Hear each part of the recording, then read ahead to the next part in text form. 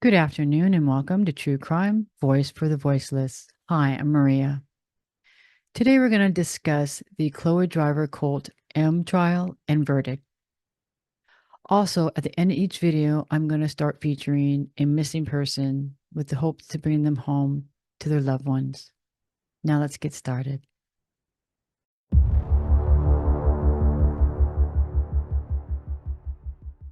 On December 8th of 2020 in Canton, Georgia, 24-year-old Chloe Driver allegedly took the life of her 13-month-old baby Hannah, stabbing her multiple times and then proceeding to stab herself. Now, in this trial, the prosecutor is stating that Chloe unalived her daughter because she wanted to be alone with her polygamous husband, who goes by the name Benjamin, among others.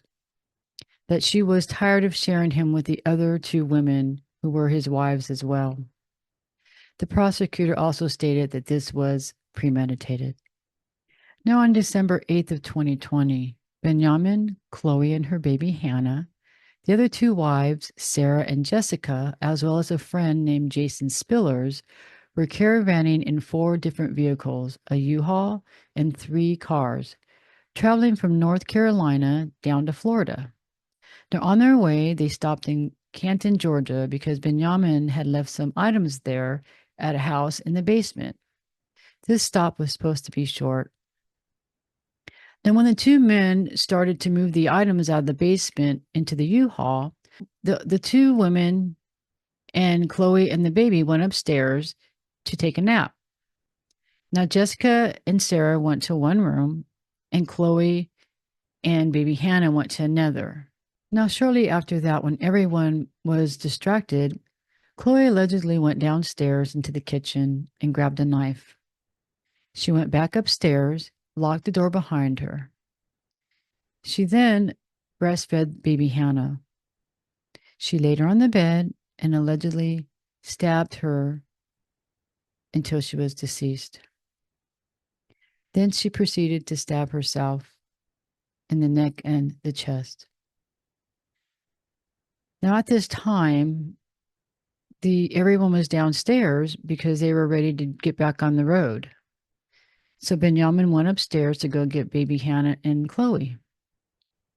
When he got upstairs, he realized that the door was locked and he heard some odd noises. So he panicked and he kicked the door down. When he entered the room, he found his baby laying on the bed, bleeding excessively, and Chloe was on the floor with a knife wound to her chest and her neck. Now, it's stated that he screamed the most horrific scream you've ever heard. Heard he scream. Okay, and Like what did this. you hear him scream?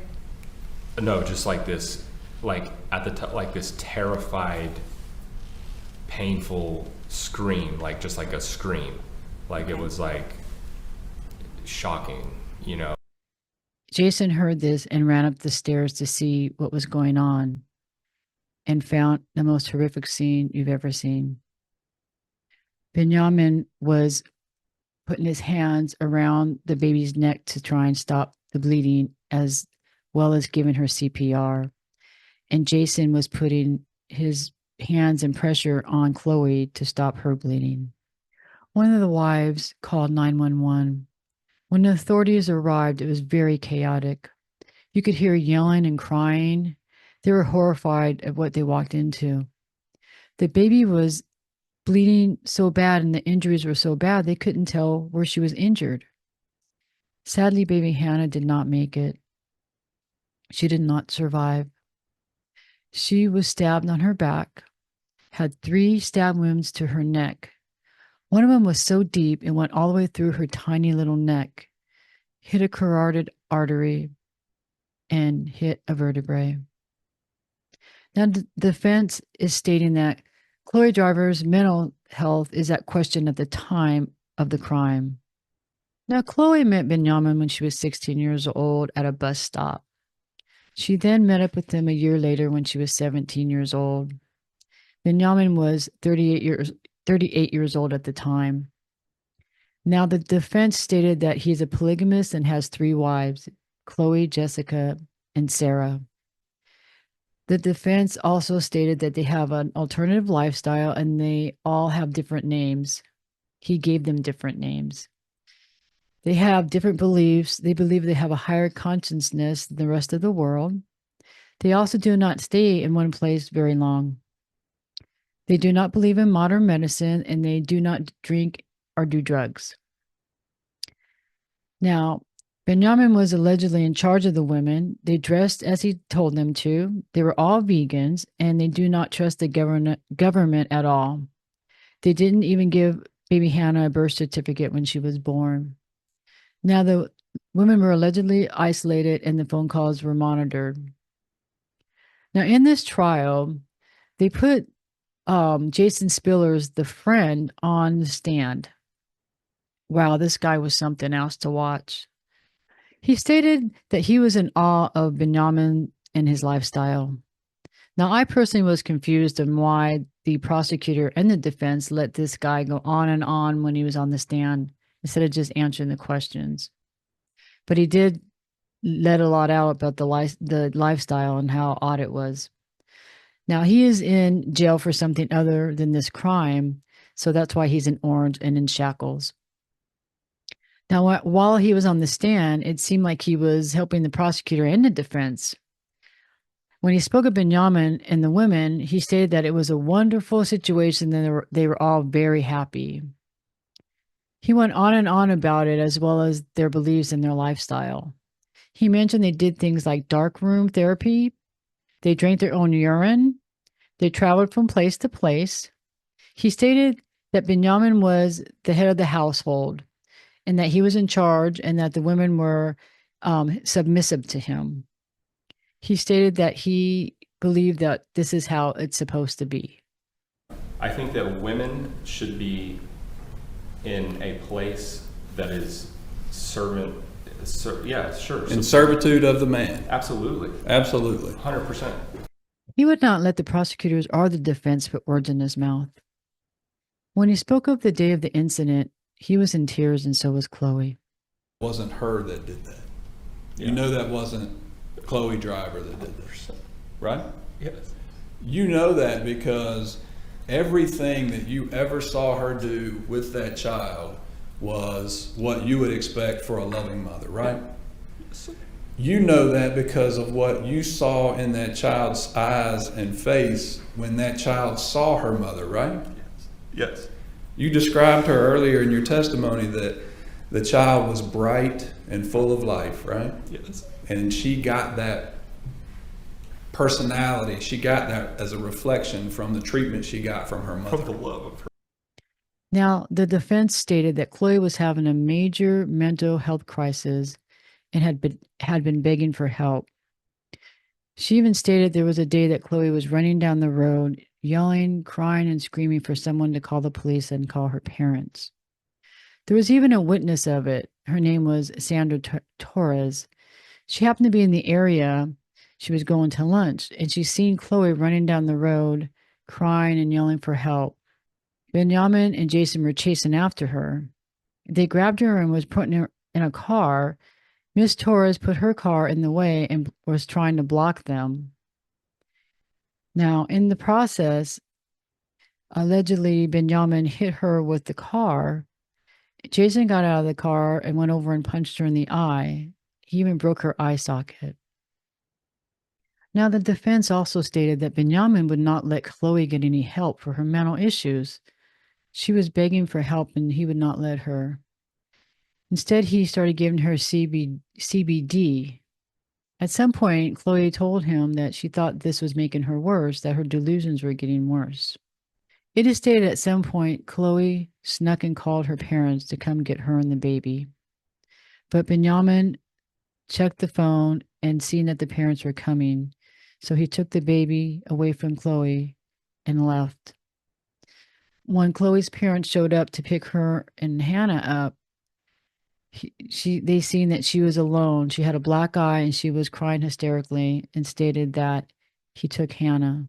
Truck with Benjamin and Mikhail or Brian Joyce to see my daughter again because he has kept her away from me. I do not know where she is and he won't tell me anything. He's kept her with people that that I don't really know well, and I don't know what's going on with her, and I'm being forced to get in the car and go with him to be able to see her. And I don't even know if I'm actually going straight to her, but I'm doing whatever I think I can to get to her.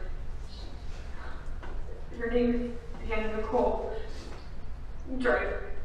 He told her the only way that she would be able to have Hannah back or ever see her again is if she came back.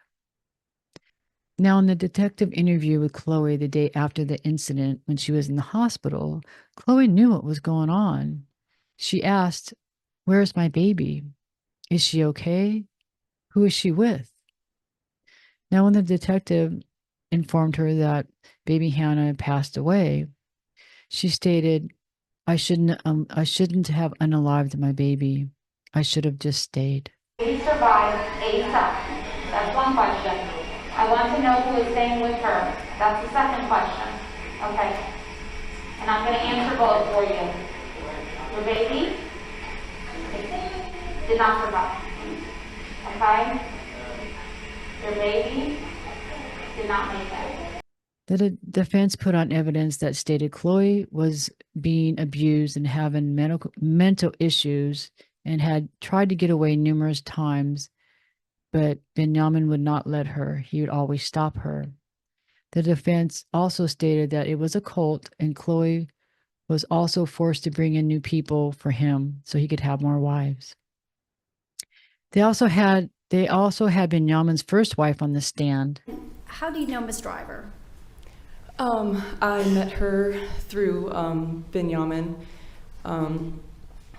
about, I want to say, maybe 5 years ago when I met her. She met him when she was 17. She also had a child with him. She was on the stand and she explained all the horrific things she went through with Benjamin. She stated that she took her baby and ran away from him, and that it was really hard because she said that he had such a hold on her. But luckily, she is now remarried and safe. Now, the defense put on an expert, and she stated that Chloe had been having delusions for years, and especially the months before the incident. She stated she did not believe that what Chloe did was because of her religious beliefs, because she had been having delusions before she even met Benjamin. But she does believe that the stuff he was telling her about their beliefs and not letting her seek help for her mental issues could have made the delusions worse. She stated this is something she's going to have to deal with for the rest of her life with medication and therapy. Now, something that came out by the prosecutor, now keep in mind, this happened in 2020 and we're now in 2024. So apparently, Chloe had been sneaking and calling Benjamin with other people's phones. They have a certain system in the jail, and so they have to do certain numbers when they can call out. Well, she was using other people's accounts. She got caught, so she'd used someone else's account. I'm talking, she called him hundreds of times.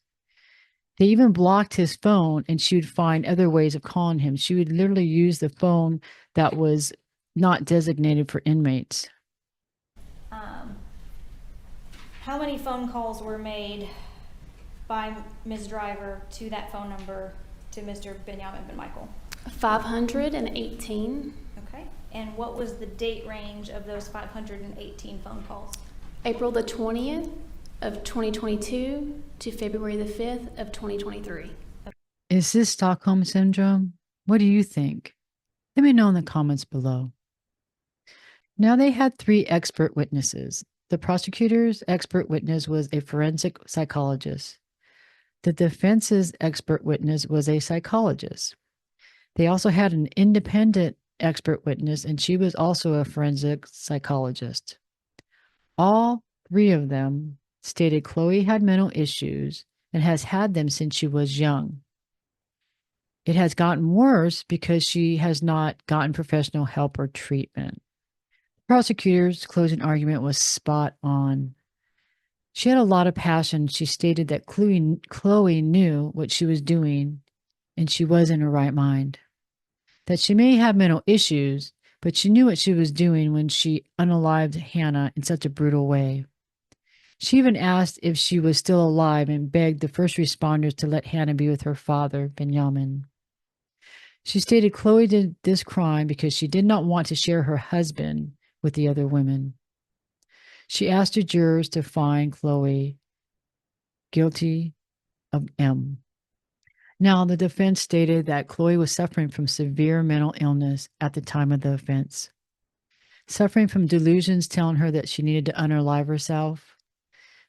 They stated that she has documentation showing that she has severe mental history. That because Benjamin would not let her leave or go get help for her mental issues, this got worse and ultimately the crime occurred. They asked for her to be found not guilty by reasons of insanity. The case went to the jurors late in the afternoon. They went home after deliberated for a short time, came back the next day, and had a verdict in less than 4 hours. She was found guilty of all counts. Now, there were 5 counts. I'm going to read the counts to you.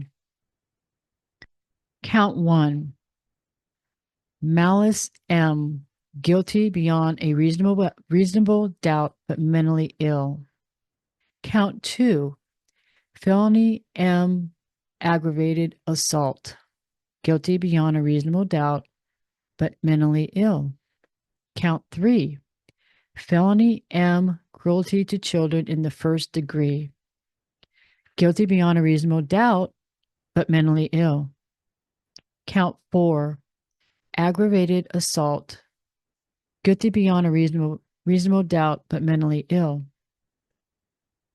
Count 5, cruelty to children in the first degree, guilty beyond a reasonable doubt, but mentally ill. Now, Chloe needed to be found not guilty by reasons of insanity to not go to prison. She would have gone into a mental facility. But since she was found guilty beyond a reasonable doubt, but mentally ill on all 5 counts, she will be sentenced on December 12th at 9 a.m. She will go to prison and get help for her mental status in prison. What do you think of the verdict? Is this justice for Hannah? Please let me know in the comments below. And please stay tuned for the featured missing person at the end of this video. Now, thank you so much for watching True Crime Voice for the Voiceless. I really appreciate it. And I'll see you next time. Bye for now.